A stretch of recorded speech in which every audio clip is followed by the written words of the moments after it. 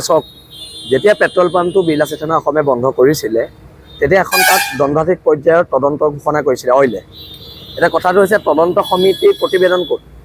তদন্ত সমিতিৰ প্ৰতিবেদন নথকাকে বা ৰাজহুৱা নকৰাকে তেল ডিপুটো খুলিব নোৱাৰে। অইল ইণ্ডিয়া আইনৰ উৰ্ধত নহয় আৰু এইটো জবাবদিহি কৰিব লাগিব। আৰু এই বিষয়ে কাইলৈ, আজি যিহেতু দেওবাৰ, কাইলৈ অইলৰ লগত এই বিষয়ে আলোচনাত বিলাসিতানা অসমৰ নেতৃবৰ্গ বহিব। চাওক, যেতিয়া পেট্ৰল পাম্পটো বিলাসিতানা অসমে বন্ধ কৰিছিলে তেতিয়া এখন তাত দণ্ডাধীশ পৰ্যায়ৰ তদন্ত ঘোষণা কৰিছিলে অইলে।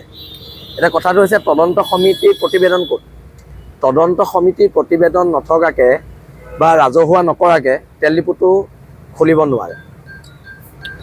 অইল ইণ্ডিয়া আইনৰ উৰ্ধত নহয় আৰু এইটো জবাবদিহি কৰিব লাগিব। আৰু এই বিষয়ে কাইলৈ, আজি যিহেতু দেওবাৰ, কাইলৈ অইলৰ লগত এই বিষয়ে আলোচনাত বিলাসিতানা অসমৰ নেতৃবৰ্গ বহিব। চাওক, যেতিয়া পেট্ৰল পাম্পটো বিলাসিতানা অসমে বন্ধ কৰিছিলে তেতিয়া এখন তাত দণ্ডাধীশ পৰ্যায়ৰ তদন্ত ঘোষণা কৰিছিলে অইলে। এটা কথাটো হৈছে তদন্ত সমিতিৰ প্ৰতিবেদন ক'ত?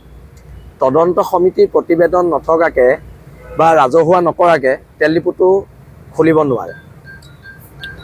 অইল ইণ্ডিয়া আইনৰ উৰ্ধত নহয় আৰু এইটো জবাবদিহি কৰিব লাগিব। আৰু এই বিষয়ে কাইলৈ, আজি যিহেতু দেওবাৰ, কাইলৈ অইলৰ লগত এই বিষয়ে আলোচনাত বিলাসিতানা অসমৰ নেতৃবৰ্গ বহিব।